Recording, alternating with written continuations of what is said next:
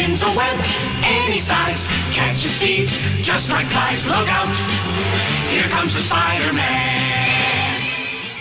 Hello and welcome to the Carnival Personnel Stanley Sideshow. I'm Jacques. I'm Joe. And, it's not sad. You know, he's 95. I'd say that's a pretty great run. I don't know if he had, lots of complications. I just know he ceased to be. It's a dead parrot. The parrot has ceased to be. This Stanley wouldn't boom if you put 20,000 volts through him. That morbidly said, that gallows humor moment was brought to you by two Ascons. Yes. But Stan Lee truly, I believe, stands alone at the top of the mountain when it comes to comics and all things comics. There's your Jack Kirby's, there's your, go down the list of Was it Steve Ditko? the Steve Ditko, the Frank Millers. I mean, there are some Jim Lees, there's some iconic people, but there's no close second to Stan Lee. I mean, he's been in comics actively full time since 1938, 39, at age 18 when he was named editor. Took a couple of years off, most people did, back then, to go, fight the Nazis. Yeah. Well, fight the Nazis with guns. Right. Not on Twitter. No, which was a battlefield now. But seriously, I mean, think about that. I mean, he got a job at 18 in the industry, and by 19 he was editor. Took, I think it was 2 or 3 years off, and while doing service, fun fact, he was one of, I want to say 3 or 4, if I remember hearing this correctly, official Army playwrights. Oh, wow. That was one of his jobs. And he also drew posters. He was a poster, designer. Oh, like a propaganda kind of stuff. And his, and some of the ones that he did, and probably the most famous one he did was basically for let's say if you were in France and you met a lady to, put a little cover up. It's like, I'm trying to think of what it was. It's a poster of some GI saying VD ? Capital letters, not me. That was his contribution to the war effort. Oh my God! And how much do you think one of those original posters would go for now? Honestly, we don't have enough money to have this conversation about what other people could pay for something like that. But seriously, it's just, if for no other reason, the longevity, the absolute, 8 decades in the industry, Astounding. I mean, truly. Yeah. So I guess where do you want to start with Stan the Man Lee? I mean, you already kind of kicked it off with his... Well, as you say, the beginning's a good place to start. Yeah, somebody said that. So he, I don't know, I guess this is where we read Wikipedia to you for 20 minutes. Well, this is what I know from just the history. It's like everybody in the era, it's born in the early 20s, Jewish kid. The reason he changed his name wasn't because of didn't want to be known as a Jew or something like that. He didn't want to be known as a comic book writer. Stan Lee was an abbreviation of his name because, like everybody else, he was sure he was going to be the great literary author. He had the great American novel just waiting to go. And for years, he introduced himself as a writer, but didn't, comic books in the 30s and the 40s. And, it was pulp. Yeah. It was... Honestly, up until the 80s, comic book writing was not consider, you know what I mean? It wasn't the upper echelon. You weren't wearing Peabodys. You're writing jingles. You're not a real musician. Yeah, right, yeah. But that's why he had abbreviated his name or changed his name, just because he wanted to save his real name for his real literary work. I see. He was born Stanley Martin Lieber, December 28th, 1922, in New York City. New York City? You were in mid-gulp. So, yes, let's talk about, that company he kind of helped put on the map, Marvel. So, as far as Marvel goes, yeah, from almost day one, he was at the upper echelon And you know, we're not going to do a whole comic book history thing, but the comic books had a huge heyday during the war. They waned a little bit after the war, and then part of the McCarthy scare, you know, they were there was that whole. You're talking about the comic book code, the comic book code, but you know, I'm trying to think of the right word. Yeah, like the blacklist, but I'm trying to think of the cult, like what McCarthy had said, and there was a whole buzz around it that it was something with the youth. It was corrupting the youth. It was influencing their minds. Yeah, and you know, and thus birthed like the bullshit Archie comic, kind of over homogenized, simplified, and it's funny, Americana. Yeah, so you think about you know, when Captain America already existed when Stan Lee got to Marvel Comics, and that was created by Kirby, and I'm trying to think of who Kirby's partner was. Steve Ditko? No, it wasn't Ditko, but Kirby and the other guy was getting screwed in royalties by the Marvel owners, and then they jumped to what became DC Comics. And it's just funny for years how the writers and the authors, you know, would bounce before basically those two big magazines. You know, on DC they would like toggle back and forth. But Stan Lee was always Marvel, and he saw it through a series of bankruptcies. I mean, in the late 40s and the 50s. I mean, there was it would have its ebbs and flows.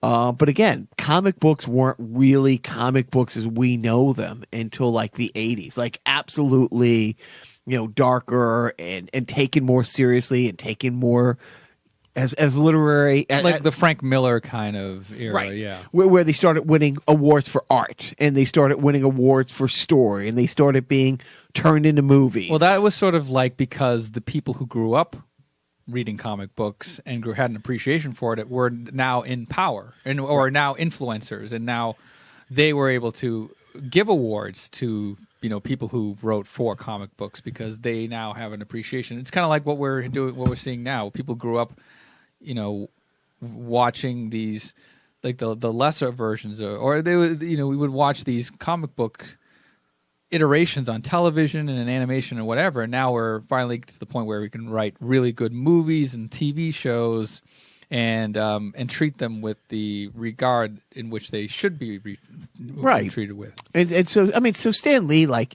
you know, again, the heyday of the World War II like era and stuff like that. Captain America, yeah. But then they, you know, superheroes went away, you know, in Marvel they went away, and they went away in DC for, you know, periods of time where they weren't as big, and you know, they had to scrape by on cowboy and futuristic sci-fi and stuff, the space like that. age kind of stuff. And then but then in the 60s, so you think about that, I mean 39 through like mid 60s, it was grim times, and like early 60s, right? Late 50s, early 60s. And then the DC came out with it wasn't the Justice League. What was the precursor? It's killing me. The precursor to the Justice League. It had Green Lantern. It had, you know, the Flash, the League of Nations, the League of Justice. I'll link her. But anyways, but that's when. And it did really, really well, and that's gave, you know, Stan Lee the ability to, you know, and it's funny because it's considered of the worst Marvel movies, but the Fantastic Four saved Marvel. Like, so Marvel. So let's go down really quickly the list off the top of my head, the ones that I know that Stan Lee is given credit for creating. The biggest ones. Probably of all time, you know, Spider-Man. He co-created Spider-Man, Doctor Strange, Thor, the Fantastic Four, Daredevil, Hulk. Yep. I think those are the biggest ones that he created. Little character that became more popular in the 2000s, Iron Man. Iron Man. Okay. X-Men. The X-Men was Black Panther. Black Panther. That was, and it's funny when you listen to him talk about like, and then smaller ones like Ant-Man, where it's so funny how uncreative a lot of this was at the time. Man. Because, one comic would come out with Ant-Man, and then the other one would come out with Adamant. Atom. Atom. Yeah. One would have, again, like he created the Fantastic Four because Justice Society of America. I knew I would get it. I almost lost my nerd card there for a minute. You found it. But yeah, it was in your pocket. And it's always exists. Same thing. I mean, Slate Wilson and Wade Wilson, like Deadpool is just a ripoff of it. But they went back and forth. It's like, and then he would come in and like DC would come out with this, or when they did Spider-Man, like they were basically going down the alphabet, coming out with this man and that man, and how many of these people went away. Mm-hmm. But and the other thing is, Stan Lee has been honest about his dishonesty, and I don't know if that's the right way to put it, but he's given credit for creating all of these things where it takes a village. It did. I mean, there was a writing room and there was a writing staff, and people would, it's like one of those things. If you're an engineer and you work for GE and you invent the light bulb that never goes out, you can't patent that. Right. It's like the people who write for Jimmy Kimmel or something like that. Like or Johnny Carson, like Carson, not known for his, monologue, that's a bad example. But like if you're writing for like Eddie Murphy or something, like he's getting credited for all those jokes, but he really had a bunch of writers putting his material together. Yeah, I have a friend who is a ghostwriter for comics. So I'll introduce you to him someday. Okay. He's kind of a douche, but funny guy. Yes. Anyways, and so because he was the head of Marvel, he kind of got credit for a lot of stuff that he was part of, and he might have been the lead of, but it's the same thing. It's just in the past 5 years that a guy named Bill Finger has been given credit. Bob Kane has taken all the bows for Batman for 60 years. He came up with a name. The other guy came up with everything else. He was the Ben Affleck to Matt. I don't know if that's the apples to apples analogy we want to go with. How do you like them apples? Yeah. But he has said, it's like, he's been partnered with people like Danko for a long time. One of his partners, I'm trying to think of which one of it was, and he co-created some stuff, became a real fan of, I can never say that evil bitch's name right, Iran. The woman, the basically the Ann Coulter, like the 50s and 60s, who political person. God, anyway, it's like really fascist type, stuff, and they had a falling out over that. Oh, Ayn Rand. Ayn Rand, yeah. One of his longtime partners became enamored with her, and it was trying to sneak like her philosophies into the comics, and they part with, one of his partners was a devout Christian who ended up again going and working on, it wasn't Archie comics, but Archie type Christian based comics and stuff. Mm-hmm. So he's created a lot of this. At the same time, I mean, it's the same thing. It's like, Einstein wasn't the inventor that Tesla was, but he was twice the businessman. All right, so we get it. Stan Lee was humble to some extent about not taking all the credit. But he also understands. But at the same time, people understand he is the face. I mean, who is the face of comics? Stan. Yeah. The man. There's no... He was the man. There is no close second. Yeah. And so people get that. But just the list of things that he has either created or co-created or was a driving force of getting from the writer's room to the pages to the little screen to the big screen. No close second. And it's funny how some of his characters have literally stood the test of time. What's the biggest video game this in 2018? Red Dead Redemption 2. I'm going to punch you in the nuts if I could find where your wife hit them. Spider-Man. It is. Yeah. And in which Stan Lee makes a cameo. He does. And I believe to date it's his final cameo. And so just Spider-Man alone, I mean, that character is older than us and is probably as big now as it's ever been. Let's talk about our experiences with these characters. So Spider-Man, what's your earliest memory of Spider-Man? You know what it is, baby. I mean, those low grade. Let's see if I can remember the theme. Spider-Man, Spider-Man. We just Friendly played it. neighborhood Spider-Man. Spins away, catches thieves just like flies. Look out! Here comes Spider-Man. And the something of In the night. still of the love night, you can hear at the scene of crime. He arrives just in time. Yeah, that.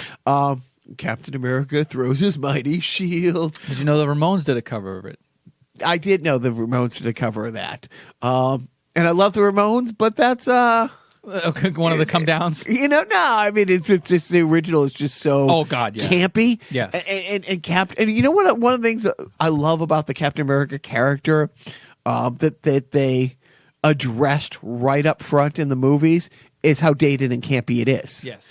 I mean, one of the first scenes when in the Avengers, when Steve Rogers meets Agent Coulson, and Coulson is over the top gaga, like can't control himself, like a teenage girl in '64 meeting the Beatles, and then he has this nice moment where Captain America is like, that's kind of dated, and Coulson's like, look, the things are about to come to light. We might need a little old fashioned, Yeah. and it's a really nice moment. But they joke about, really, your big weapons of shield, Right. Oh yeah, but that's Captain America. We're talking about Spider-Man. Stay on Right, track. So Spider-Man, that's it. I mean, as a kid, that was it. I mean, as a kid, it was always like Batman, but probably Spider-Man. Not a close second, but second. It was probably Batman, Spider-Man. Honestly, Batman, Spider-Man, Superman, Popeye. Hey, don't be ashamed. That's great. But yeah, I mean, it's I don't know how many Spider-Man outfits I wore through. I mean, as a kid. honestly, I think if you were a kid in the 70s and 80s, you had to have some sort of Spider-Man underwear. Underwear or pajamas. I'm sorry, they were called. Underoos. Thank you. Okay. Wait, the girls had Wonder Woman underoos, Fun and the boys had the Spider-Man. fact. In the famous Marsha Brady, was she? Yeah, the football one. Football Oh no, is the one with the football? Yes, and she her nose is swollen and she doesn't want to go to the prom. Yeah. Her prom date was the dude. I'm bad with actors' names, but he played the live action Spider-Man in the 70s. Like, there was a short-lived Spider-Man God. TV show. Whoa. And I remember saying, wait a minute. I mean, I think that's one of the first times I was like, wait a minute, that's Peter Parker, and he's on the Brady Bunch, which was in syndication at the time. I remember that being a little bit of a confusing thing for me. But yeah, I mean, all the iterations of that. For me, I think the earliest memory of Spider-Man was on the Electric Company. Remember when Spider-Man would have the little interstitials and he wouldn't talk? He was just basically it was mime. It was my introduction to both Spider-Man and miming. But yeah, he would do like the little web crawling thing into between panels, and it was fun. And that was sort of like it was like a weird a alternate universe version of Spider-Man. Where do you rank Spider-Man just randomly showing up in Family Guy? Everybody gets one. It's up there. But yeah, I think apparently everybody gets one. like they had a call back to it like seasons later. but just like think about the character of Peter Parker. Like, he wasn't an alien. He wasn't a god. He was just a fucking kid. And one of the things that Stan Lee, I've heard in umpteen interviews over the years, gave him a shitload of problems. Like, he's one of the first, or if not the first superhero who had legitimate problems. Who a really good friend of mine, and here's probably my favorite Spider-Man thing. My buddy Mike Ragonia, who I keep threatening to have on the show, who is this wall behind me, but Of video games? But he is a TV and a music and a movie collector. Yeah. He around 75, 77, 78, somewhere in there, there was albums at the time, like story albums. Like you could get comic book albums and it would tell a whole story. They didn't make movies, you know what I mean? Or instead of having the money to make a movie, they would do these albums. Anyways, he ended up having a song which was a title track to one of these albums, these Spider-Man albums. That they were really hoping would get airplay on the top 40, where Peter Parker is looking in a mirror, and it's Peter Parker looking in the mirror, and he's seeing a reflection of Spider-Man, and he was really weighing. It's like, I can't be a Peter Parker and be Spider-Man. One of these guys has to go. I either have to become Spider-Man, or I have to put Spider-Man to the side and live my life type thing. And it was this teenage angst thing. Like he couldn't go to the prom. You know what I mean? He couldn't, like, those are the real problems that they gave him, you know? It's kind of like what we're doing now online, if you think about it. Like, you know, we live this double life on, like we put the best superhero version of ourselves online, you know? So we live in that sort of secret identity. You know, we're really nerdy and awkward in real life, say, but then online. Grinder, we're wait, I'm sorry. Hey now. But yeah, I mean, that's one of the appeals from it. And, you know, again, he, like you said, he wasn't from another planet. He wasn't, you know, he was just a run-of-the-mill kid. But he was smart, too. Like, he built a web shooter and all that. That's always a funny thing, how it toggles back and forth between him building it and it being inherent to the radioactive he spider can bite. Shoot. Right, exactly. Was it an allegory for jizz? Well, he was a teenage boy who spent a lot of time alone in his room. Squirting white stuff out of his But no, so that, yeah, that's... And it's changed since the Marvel Cinematic Universe has come to be. It's funny how some of my old favorite characters. I was never a huge X-Men guy. Never. My friend, you know, Sully, our friend Sully, he has probably a 8-10 inch Gambit like tattooed on his arm. I love the X-Men movies. I never didn't like the X-Men, but my favorite, well, you know, my you know, dearly departed dog, you know, who I had before the Marvel Cinematic Universe came, was named Loki, because Thor was always one of my favorite, and you know, I always had the Thor hair and stuff like that. Not so much the body, you know, but I like as a kid. Late teens and stuff like that. I loved the Thor Loki storyline. That was one of my favorites. I mean, so again, that's sort of like a 180 from the Spider-Man character. Thor is a god from Asgard, so he's both an alien and a god. So go like that. Now Stanley's doing basically DC. Correct. You know, that was. I mean, that was. Was that him trying to? Was that Marvel saying we need a God among men kind of character to compete with the DC stuff? So that came around the same time. Well, you know, I don't know the timeline, but we would have to think about it. Do you know what Shazam's name is? What Shazam was always known? His name is not Shazam. He yells Shazam to go from Billy Batson into the character that is. Oh, I mean, there's a movie coming out that next year. Is. What is Shazam? Who is Shazam? I don't know, dude. Captain Marvel. Oh, God. Which is so funny because there's another Marvel we call Captain Marvel that's not Shazam. So that's who Shazam is. So, but because Marvel and when Shazam came to be, when Captain Marvel came to be, and you know, completely changing the subject, Miss Marvel, we know, is the big hero coming up in Avengers 4. But because Marvel Comics was kind of not a big thing at the time when Captain Marvel, because he's a Marvel, but he came from the gods. Like he got his power, you know, from, and that's how, and so maybe Thor came around the same time because, you know, Billy Batson is I think a 10 or 12-year-old kid, right, where Thor had a presence on Earth. Thor was, you know, the funny thing is, walked with a cane. Donald, it's killing me, his real name. Like, he used to be, and then he would tap his cane and, you know, hold it aloft and would change into Thor. And they had an homage to that in the original Thor movie that came out with Chris Hemsworth, where he was this regular guy, and then, you know, anyways, he got his power of Thor back. But yeah, that's one of those things where, you know, here's here's Captain Marvel who yells Shazam and he gets the power of these gods. Well, we need a god of our own type thing. Okay. So, I mean, were you big on, I mean, I guess you were big on reading Thor and Loki and all that. And probably my favorite Marvel comic through the 80s and early 90s when I was probably mid 80s, high school, and most people could really get into comics because I had a job and I could get my own. That's the only reason I got into them later.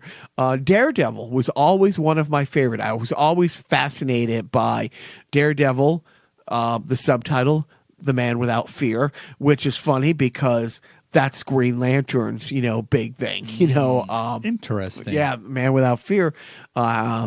But yeah, so Daredevil was one of my favorites all through the 80s and early 90s.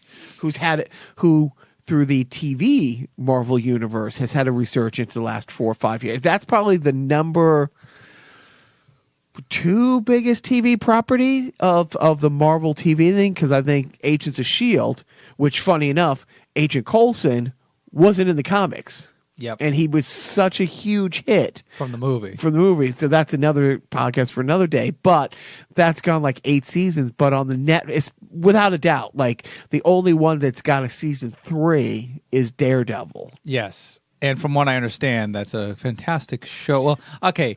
It is a Vincent great D'Onofrio show. is a great, fucking awesome. right? And without him, there is no Daredevil show. No, because he wasn't in season 2. Right, but I mean, Right, but he is such a great, and that's one of my all-time. And I remember they didn't do it exactly like it, but like the Kingpin was the King. Which is fun because they've done a nice job on the Marvel TV cinematic universe by putting together the what is it called now?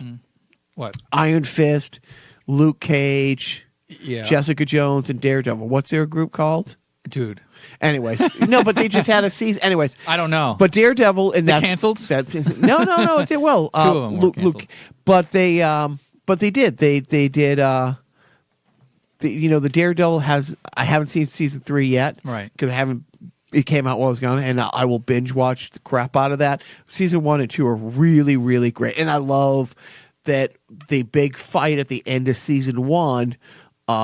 Unlike in the comics, that happened at Yankee Stadium, where Daredevil was basically Kingpin's like, beat the crap out of me 1-on-1, I'll go away, type thing, Mm-hmm. and they came. Their final showdown was really good. I really, really loved Daredevil. Anyways, but as far as Stan Lee, do you have a favorite character? I'm pretty. I'm not. I was not a comic book guy. I guess if I had twist my arm, Spider-Man. I mean, that's the low hanging fruit or whatever you want to call it. It's the cop out. Only because he's the most recognizable. He's probably the most relatable to me. I was never really big into X-Men, even though the cartoon came out in the 90s, was phenomenal. So I've heard, because I didn't watch it. Oh, you didn't? Did you watch? So you obviously watched the Spider-Man one. Yeah, but again, I didn't like. It's before me. Yeah, it was 1967. I mean, I would watch it, but it was like pretty pedestrian. Like I wasn't like enthralled by it. Like I wasn't a big comic. There was guy. a short-lived Iron Man one too. Yeah, I didn't even know about that. I mean, and then Black Panther, because we live in Whitingville, USA. Like that stuff didn't come. Nobody talked about Black Panther up until the movie came out recently. No, for the most part. For the most part. I mean, the big thing that I knew is that's where vibranium had always come from. It had always come from the Black Panther.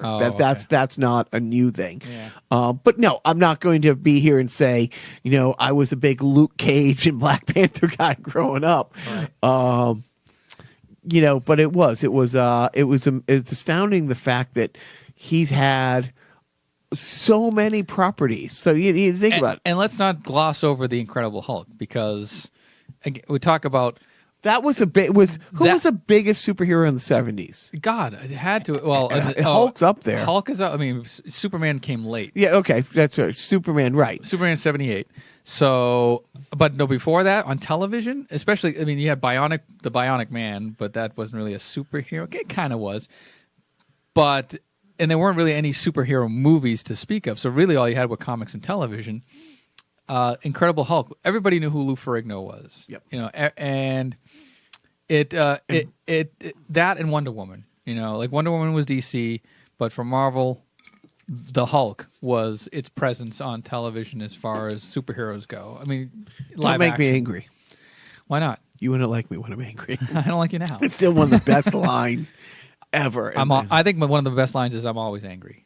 That You have to know that is, or I'm not that kind of doctor.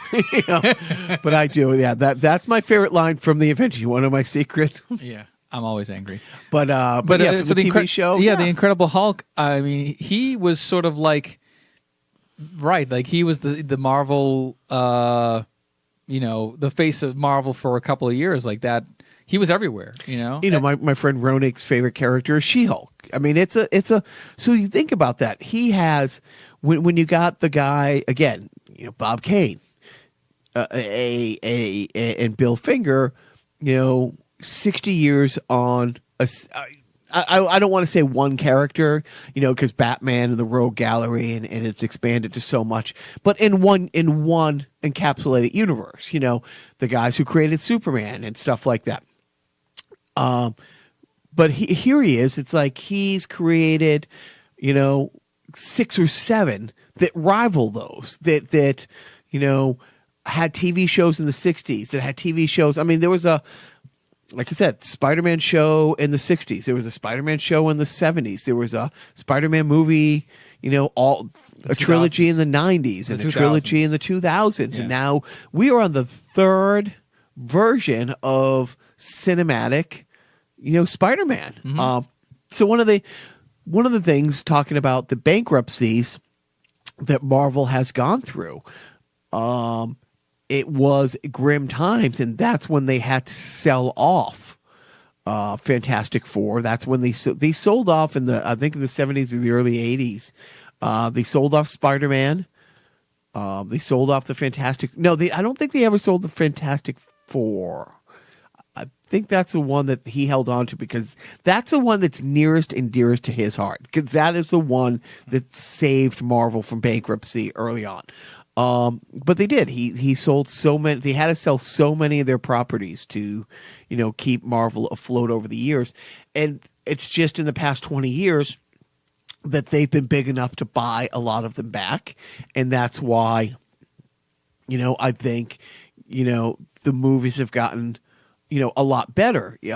What about the what was the deal with his sort of compensation? Because he wasn't like rubbing 2 dimes together to kind of make a living. He made a decent living, but there was this consensus after the movies had sort of taken off that Stan Lee wasn't getting the proper compensation for his creations. There's always been there's always been so many lawsuits with so many different things about who really owns what.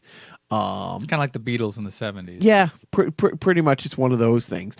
So I don't know all the legalities, but yeah, he's made more money the past 20 years in his movies, in his properties, than he had the previous 50 combined. Without a doubt. And then, I mean, what puts Stan Lee as far as like celebrity on the map? He's always been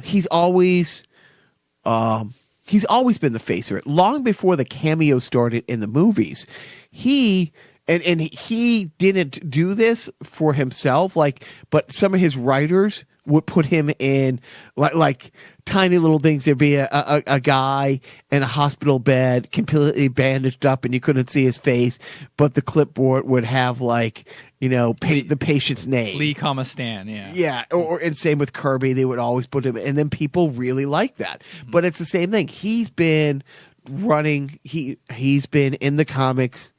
He's been doing cameos in the comics for a long time. But I mean, even like in the popular culture, because he was the face of Marvel, and he was the continuing face of Marvel all through these times. And he understood the power of media, and so he would go on the talk shows. He would, in fact, one of the interesting things is he funded himself in the late 80s. This is when the Superman does really huge, Batman does really huge. Comics were really starting to have A-list directors be attached to them and be. He ended up doing, I want to say, I'd have to look it up, but I remember seeing these. I don't know if I ever owned them, but I've seen them.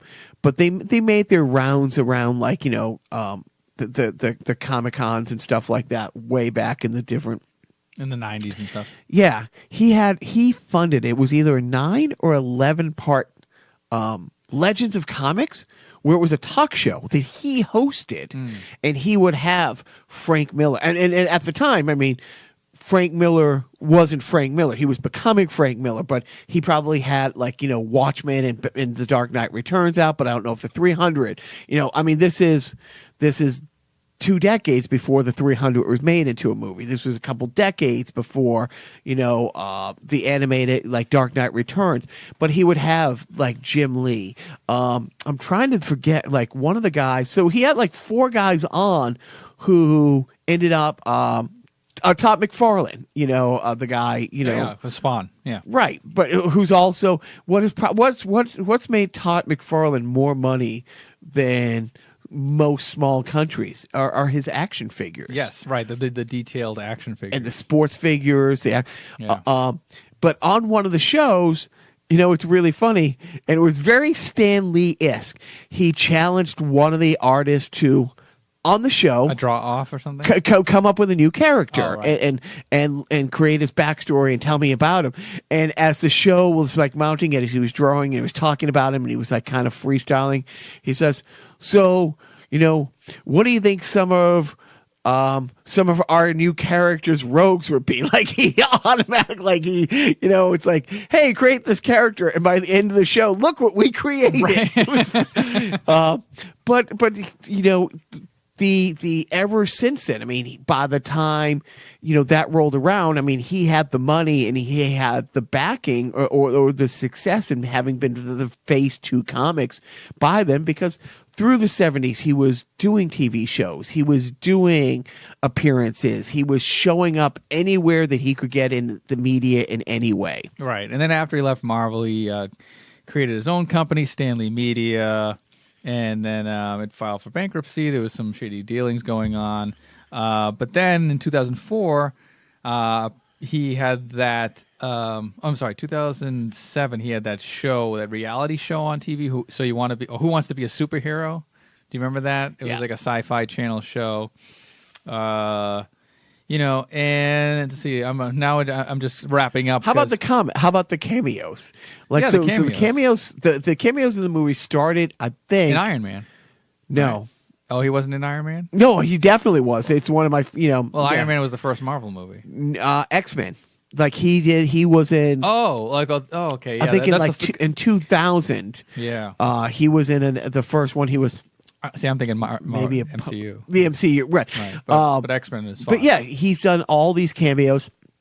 He's also done it on all the Marvel TV shows, even the ones, there's one called The Runaways on Hulu. I've seen it on demand, and it was okay. It's a low grade X-Men, type. One of my favorite ones was for I think it was Iron Man 3, where Tony Stark shows up at a gala. And he's on the red carpet, and he's walking in, and he goes, "Hey, Hugh, hey, Hef, how's it go? I love you." And he turns around, and it's Stan Lee in a Hefner role. Right. And it's perfect. His Stan Lee's favorite cameos came in the Age of Ultron, and it's his favorite one because he was in 2 scenes. It was a 2-parter at a party. It's all these Avengers, and it's some Steve Rogers pals from World War II who are 90, wow. and Thor is drinking some Asgardian thing, and Stan Lee's like, "Hey, let me have some of that," and Thor's like, "No, you can't possibly have some of this," and he has it, and it's it wipes him out. And then there's a scene at the end of the party where a couple of his war buddies are carrying him out, and he's completely out of it and inebriated, and he yells "Excelsior" as he's going by. And he had said that it's his only 2 cameo appearance, and he was hoping that it would lead to a 3 cameo appearance. I did not know this, but seeing a couple those video obituaries online about him, which those come out like hours after the guy passes. But that's because they're written, months before. Change, yeah. But some of the other ones, like the more obscure cameos, in what is it? I think it's one of the Lego. I think it's like Lego Marvel superheroes. You have to find the Stan Lee in each section. Oh, that's fun. It's like, hey, I'm Marvel Stan Lee, that kind of thing, and he's actually doing the voice, and you have to just find him and everything. So, like you said, between the games, so here's the fun fact: it's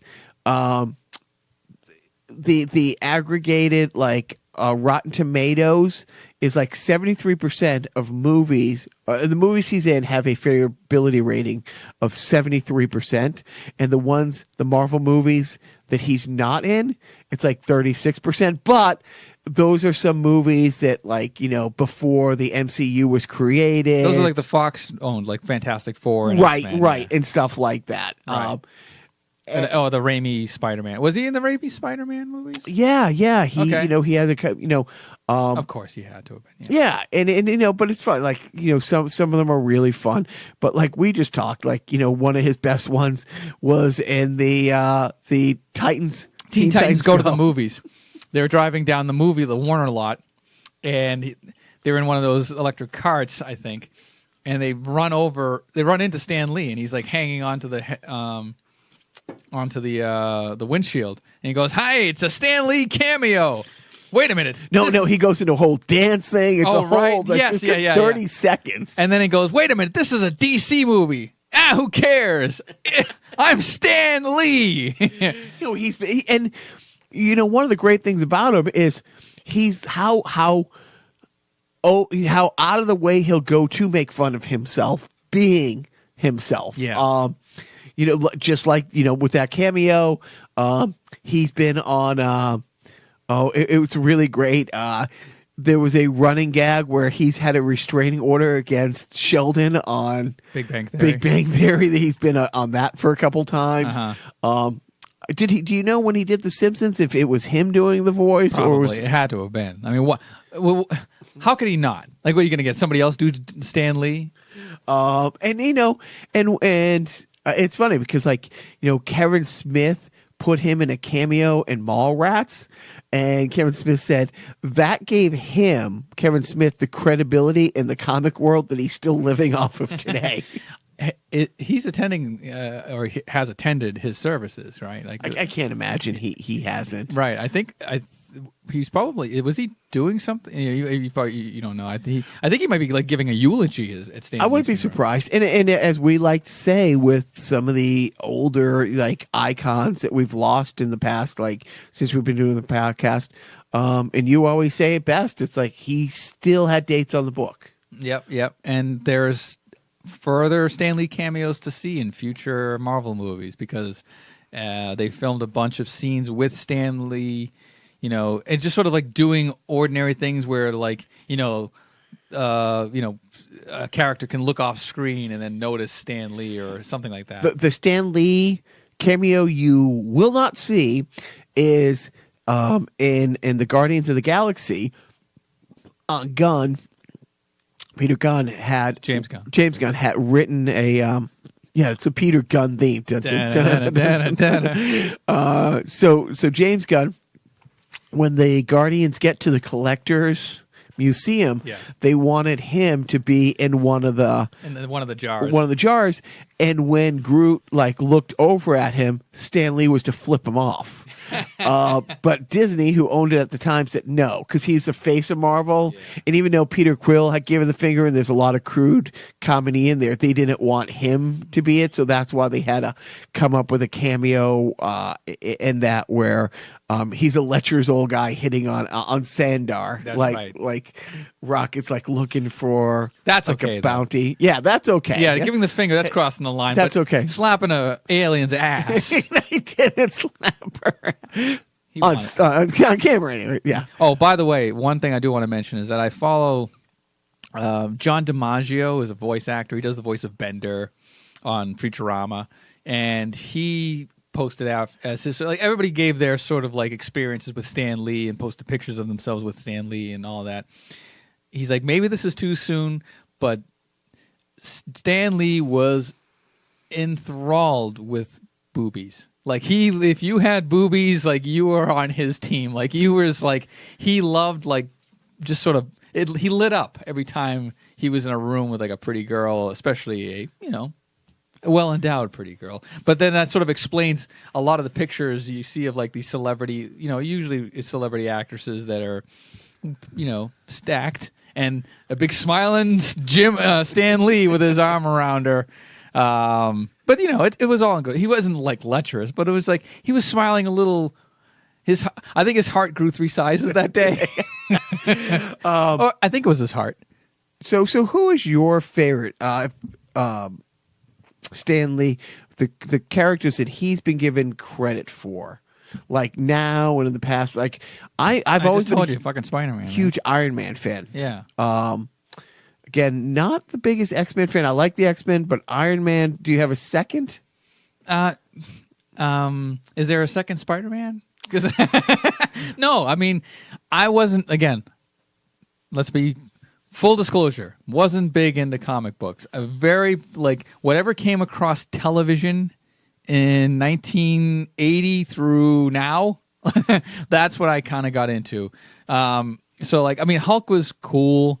But I didn't, Doctor Strange. I didn't know anything about Doctor Strange. I didn't know anything about Iron Man until the movies. So no, I have to say that I associate Stan Lee with Spider-Man. End of story. Like that, I'm very one-dimensional. Wrong guy to ask about Stan Lee. Probably shouldn't be doing this podcast with you. You should probably have Sam over here doing it with you. Somebody who knows what they're talking about. I'm not Sam, okay? Probably Sully. Right. I think Why don't Sam's you ask me what my kid. favorite Stan Lee character is? What's your favorite Stan Lee character? Ending the podcast, man. That guy's great. Yeah. Well, so rest in peace, Stan the Man Lee. Your contributions to pop culture are almost. I think he's like him and Walt Disney are pretty much like neck and neck as far as like popular culture fair. influence. That's fair. I mean, as far as figureheads go in popular culture, he's right up there on the Mount Rushmore of popular culture icons, or innovators, or legends in their own time. He's up there. I mean, how crazy is it that he was this successful around this long, but his greatest success came from age 75 to 95. Yeah, he's like Rodney Dangerfield, He found success late in life. That's just a testament. Never give up. Never surrender. Wait, that's Galaxy Quest. Okay. But one question I do want to ask you is, though... I thought it was Winston Churchill, but we're going with Galaxy Quest. What? If you want, never give up, never surrender. That's William Churchill, but you gave it credit to Galaxy Quest, which it's all good with me.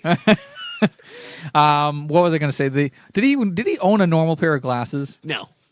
No. He had them all designed by Elton John. Yeah, or stolen from. So yes, please wrap up this lovely tribute to Stan Lee. This is I think this is officially the 200 millionth tribute to Stan Lee on the internet. So we congratulate ourselves for that. High five. Again, it's like, growing up, huge Spider-Man guy, always been a big, and I was really happy that the D-list character or the C-list character of Iron Man is what it is. But I again, what was interesting was Stan Lee making him a womanizing drunk. I mean, Bruce Wayne would play a womanizing drunk, but it wasn't. But Iron Man was. He did. He took a lot of chances. Smart guy, shrewd guy. Like I said, my dog was named Loki. That's it. Yeah, I can't say anything else that you didn't. What a great run, 95. It's not over because a few more cameos to go, but. I think it's over. I think the mortician would disagree. So finally, I can add Stan Lee to the list of people I can do a fantastic impression of. Up until this moment, not my 90-year-old Brooklyn Jew wasn't my best impression, but Right. I can now do a fantastic impression. Yep. Well, I'll do my impression of Stan Lee. Excelsior!